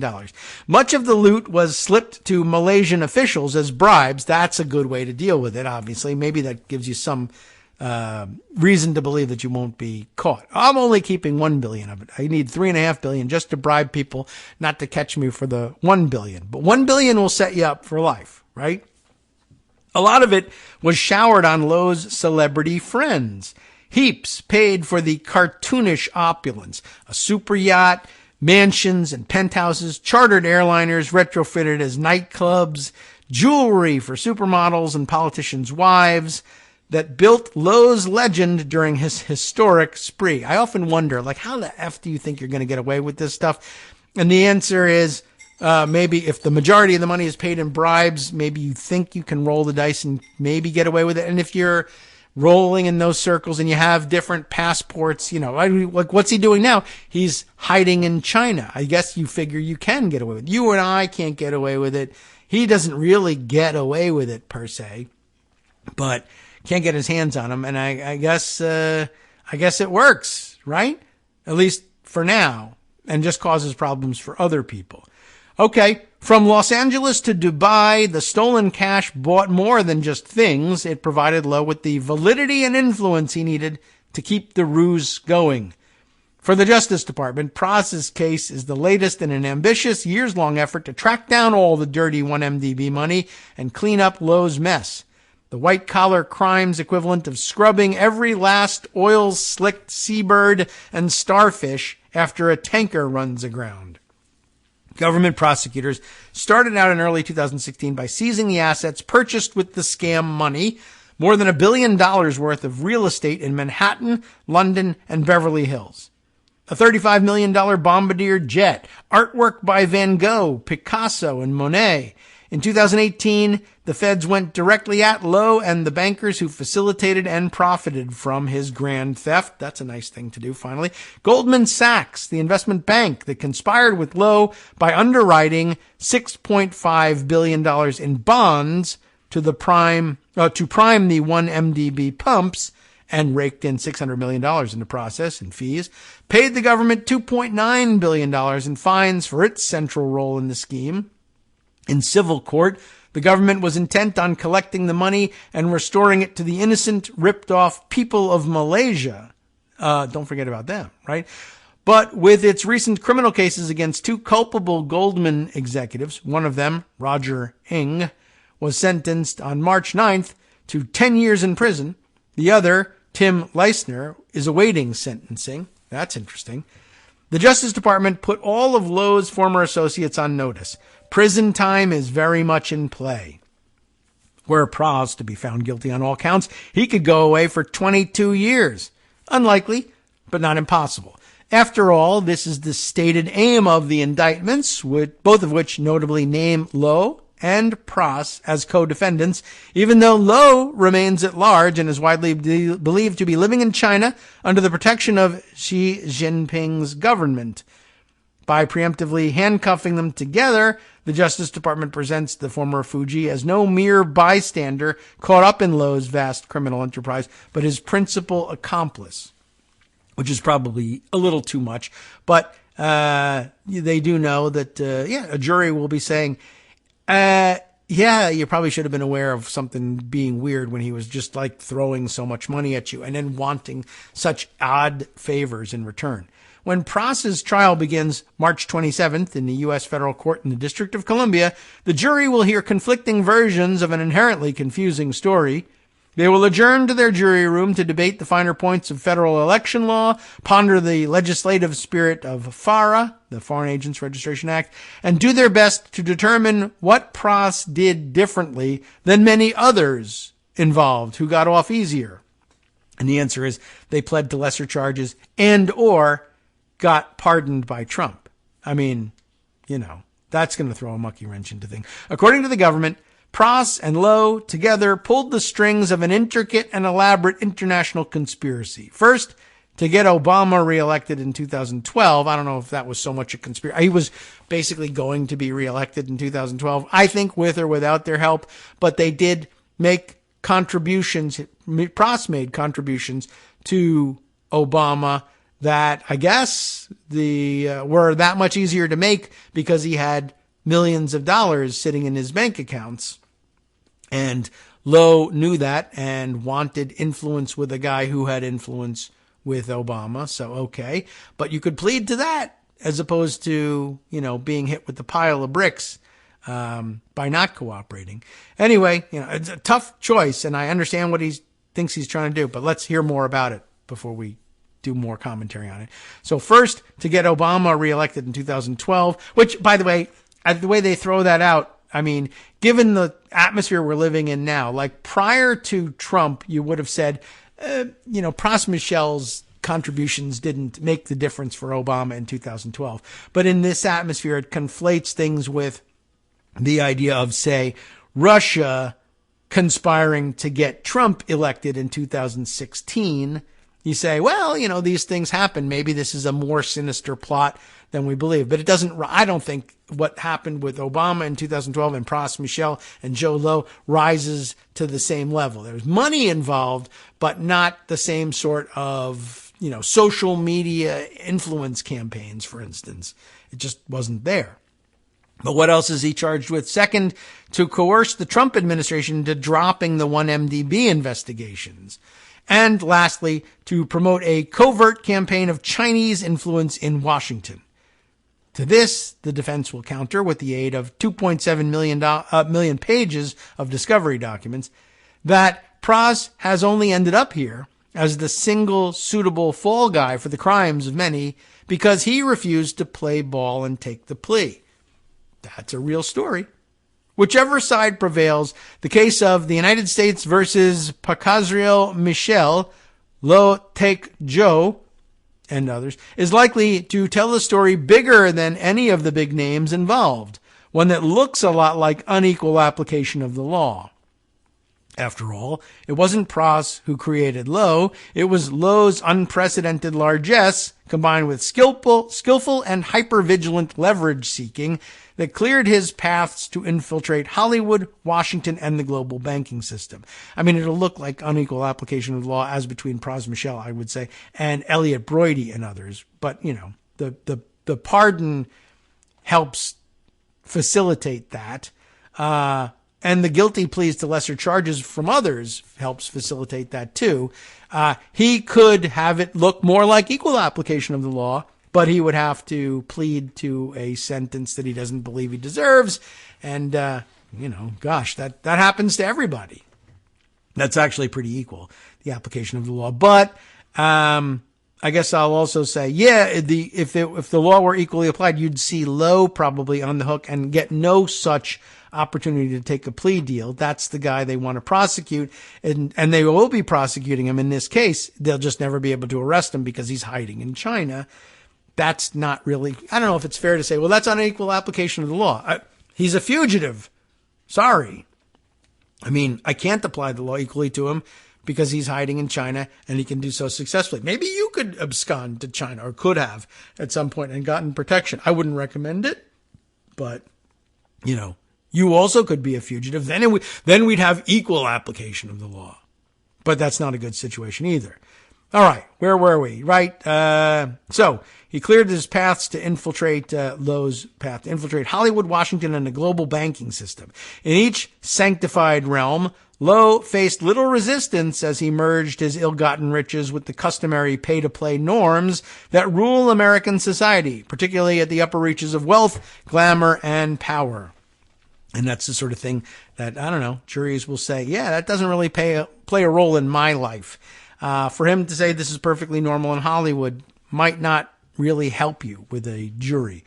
Before this infamy found Pras, there was fame. Now some background on him. Pras grew up in Irvington, New Jersey, a tiny town bordering Newark, New Jersey. At the Michel house, Sundays were about three things: listening to the news from Haiti, going to Haitian church, and for Pras, watching music videos. He was born in New York when Haiti was still ruled by the dictatorship of Jean-Claude Duvalier, Baby Doc. His parents had left Haiti behind, but politics followed. In the mid-'80s, Pras heard a commotion and his mother crying. An uncle, his mother's brother, who was pro-Duvalier, had been murdered. The gunman was another uncle, his father's brother, who was anti-Duvalier, and according to his parents, working as a CIA asset. That ain't great either.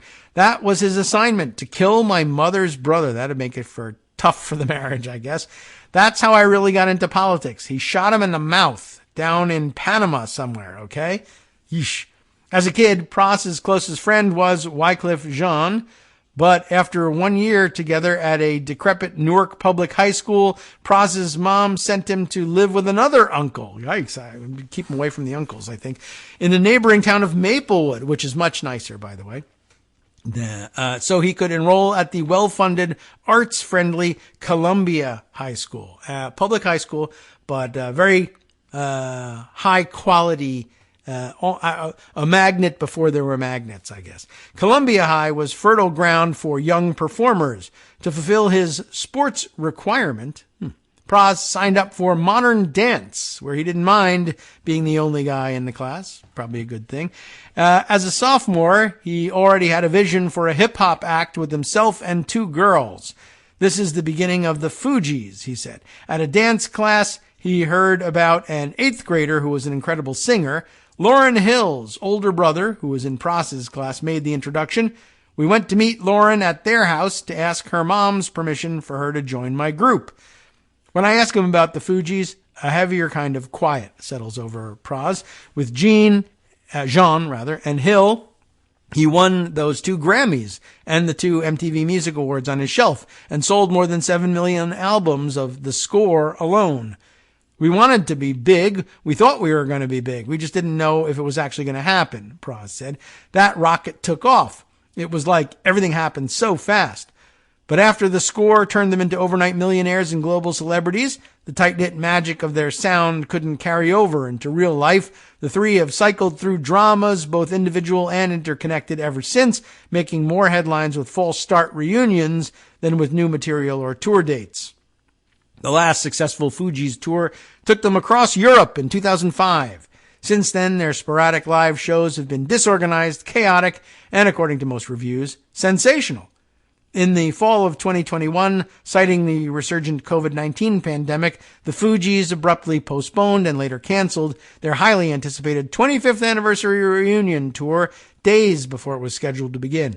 It was rumored that Pros's legal troubles were the real cause, but he tells me that while his legal distractions were a factor, the cancellation was due to a variety of complications. Last July, when Hill made a surprise cameo during Jean's set at the Essence Festival in New Orleans, Pras was nowhere to be seen.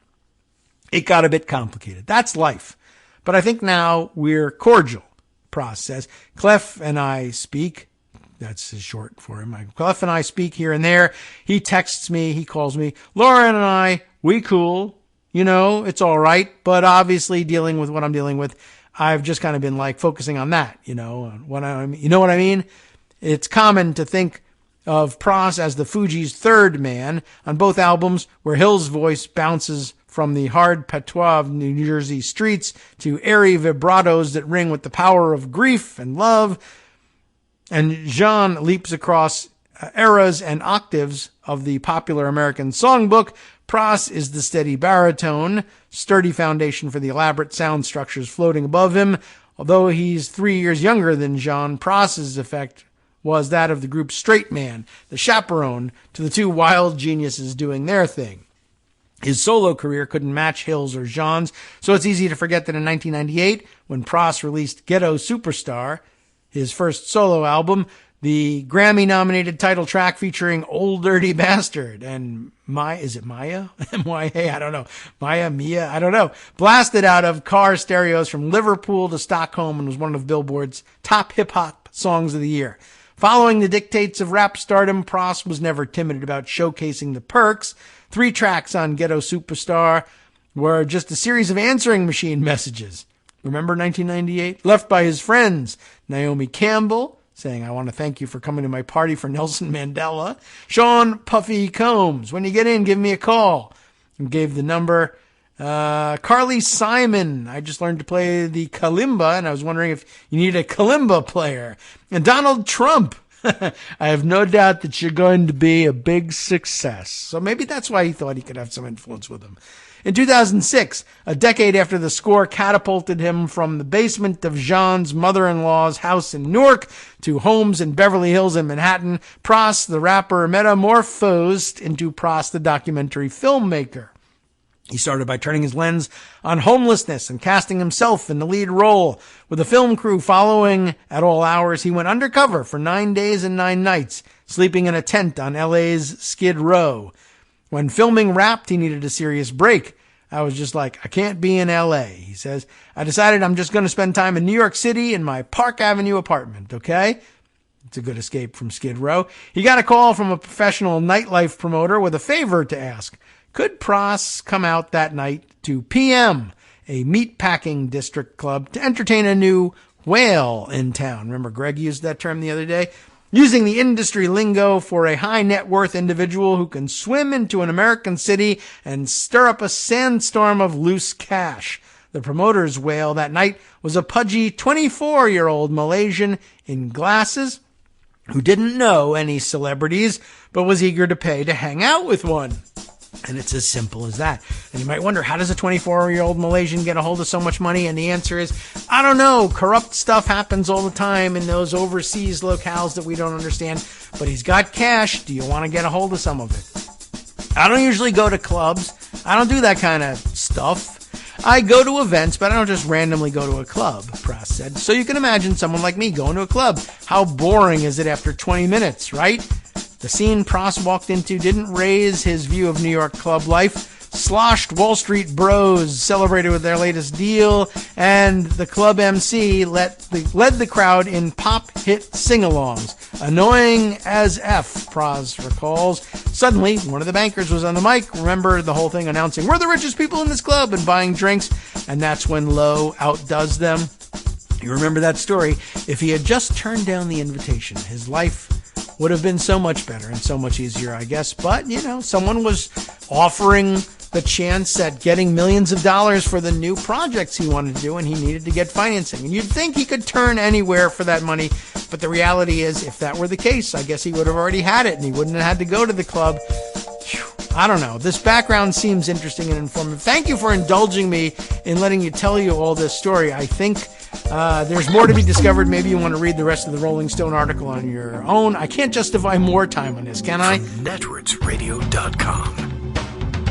You have been listening to Kagro in the Morning with David Waldman. But I am fascinated by it. I hope you are too, and I think it's going to explode in the news, and then you'll feel probably well served by the whole thing. There's much more to get to. We'll return to our normal schedule next week. Oh, I may have to do a housekeeping announcement. I'm not certain we're going to be able to be on the air on Monday. More about that probably Tuesday. In the meantime, Justice Putnam will update you on the real news next.